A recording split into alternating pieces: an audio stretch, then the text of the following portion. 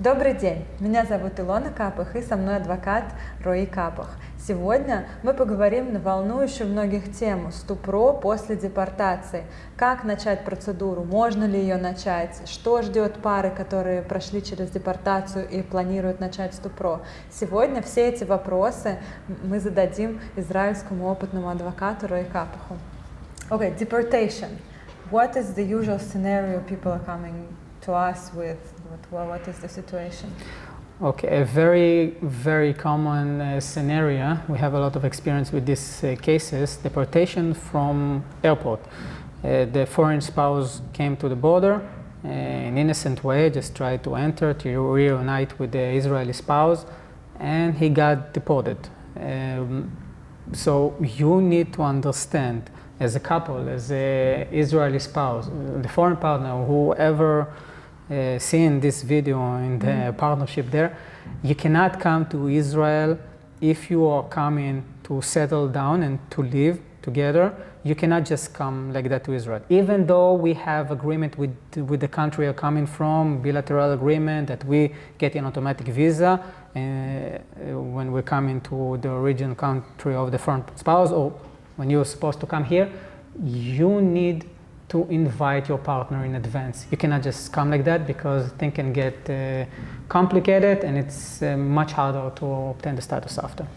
So why the deportation is occurring? Why it's happening? It's happening mostly because one vital word, meaning you come in for Israel for good, to stay, to move center of life to Israel.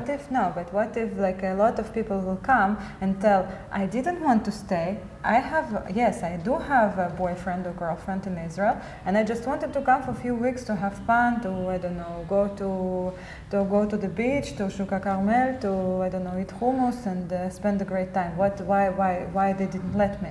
First of all, if this is the purpose of the trip, it's totally good. It's going to be wrong to deport you. You just need to know it. Knowledge can give you power and misunderstanding and discomfort in the future in this kind of scenario. And why is that? Because there is a list of criteria that the police border can decline your entry if they're going to suspect. If they even suspect you coming and you have Israeli spouse and you might going to ask for status here in Israel, you're just going to be deported.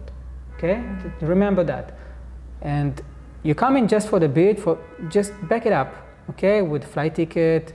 Know that if you're going to give the impression that you're coming here to stay with Israeli spouse, you might going to be deported. So just remember that, okay? It's going to be even much easier to help you if you're going to be declined to enter Israel in this kind of scenario, if you're going to know it in advance and prepare yourself for that. Okay. So basically, people who coming, they should know that if they're coming to settle, they need to have a special approval by MVD, so they need to start STUPRO before the foreign partner is entering Israel. Exactly, because the entry, it's not for tourism, it's for moving center of life and moving for long term for Israel. This is why. Mm-hmm. In this case scenario, if we're talking about the couple who tried to come to settle, does it make sense to try to argue in the airport, like to have a lawyer who's going to come, who's going to try to get you out of the situation? Like, does it worth it to kind of try to manage it on the spot? It depends. Okay, there are cases here, there are cases there. Okay, we in the past, of course, had cases that also just through appeal and a court getting the permit to entry, but you need to remember then you need to pay guarantee as a log, and it's a big payment. Sometimes it's a big weight upon the shoulders of the couple. It's kind of ruin all the experience. It takes time to deal with that. The foreign partner already stayed detained in the airport or somewhere else. It's very uncomfortable. It's doable in the end of the day. It's kind of long, and so okay, we know how to deal with that, but I recommend just to avoid it. And if it occur, it's better to consult to see the pros and cons. If it's really vital to enter at the moment, you can fight for it, but maybe it's better just to do it. Okay. So what we do recommend is to have our number and to, if this is the situation that happened, just call us, and we're going to do like a fast consultation and tell you what way to go in your situation. Yeah, of course. This I highly recommend. I promise you to give you the best feedback possible, and to hear you out, to listen, and if the best thing to do is to appeal and to help for the entry, of course we can do it, or to help you manage for the next time to just to be able to enter to Israel. What is can you do the STUPRO after deportation? So, like the couple tried to enter, got deported. Is it even possible to start STUPRO after? Definitely yes. Okay, straight yes, but it's more complicated than just normal STUPRO without deportation, without the restriction you're going to have in the system because of it. But definitely the right for the Israeli spouse, the Israeli citizen, the right of having a foreign partner and to live in Israel, it's a very, very fundamental right, and you need to be confident and remember that. Okay, if something happened in the legal thing, you can overcome it. Okay, but you need to remember the right is still there. Mm-hmm. How it's going to affect the procedure? Like what is going to be different? Like you mentioned Zalog, you mentioned the complications. How it's going to affect? It's very common that it's going to be Zalog involved there to approve the entry. Zalog, the purpose of the Zalog is because there is already question mark about the purpose of the foreign spouse. So the guarantee here, the Zalog, is to if the MVD gonna suspect or after checks in Israel that and ask the foreign spouse to leave, so the Zalog gonna have a weight to help to push the foreign partner to leave Israel. So it's very common in this kind of cases that the MVD that already suspect that it's going to have checks about the honesty of the relationship, a lot of documents in advance, probably going to be Zalog asked, simultaneous interview, sometimes in the consulate in the foreign partner origin country, and the Israeli spouse in the Israeli MVD in his municipal city, just to do all of additional checks before to approve the entry and to remove the restriction. Mm-hmm. So it sounds like you need even to be more prepared than the regular. Yeah. And sometimes they not even approve it. They can just decline and say we don't trust you. Then you need to appeal, and we don't believe you. You need to appeal. They can say okay, pay Zalog. We're going to approve the entry. They can say okay, let's do Zalog and interview.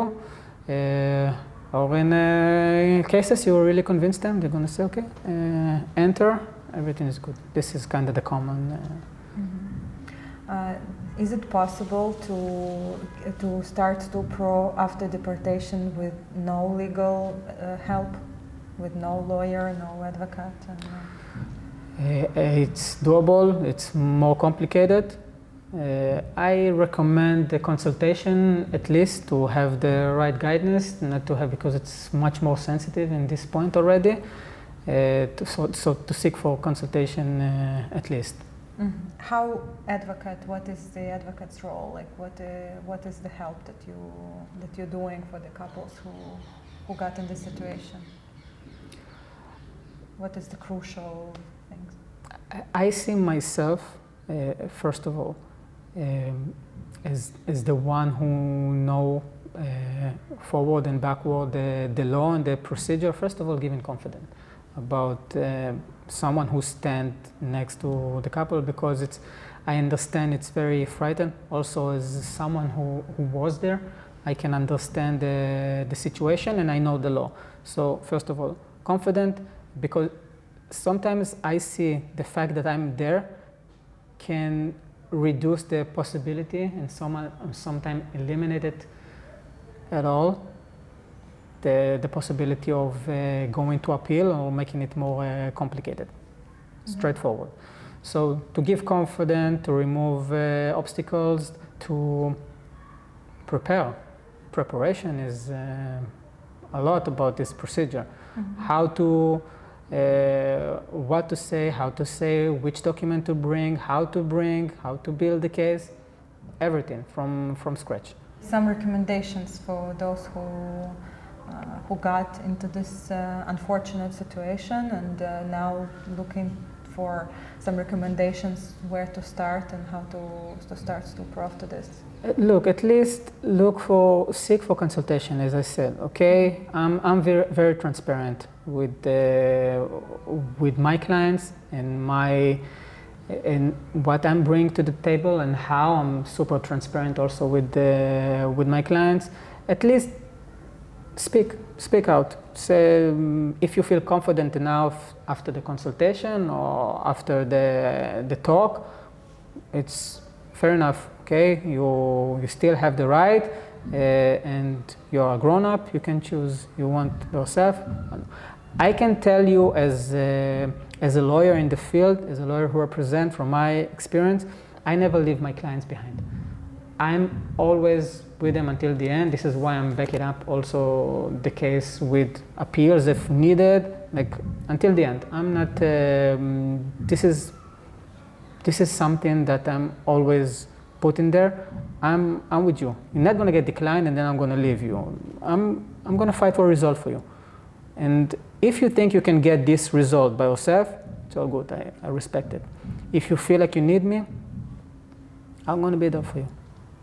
Это было все на сегодня про СТУПРО после депортации. Мы надеемся, что ответили на основное количество вопросов, которые нам задают. Если у вас остались какие-то вопросы, обязательно задавайте их в комментарии или в личные сообщения в Инстаграме. Мы все ссылки оставим в описании.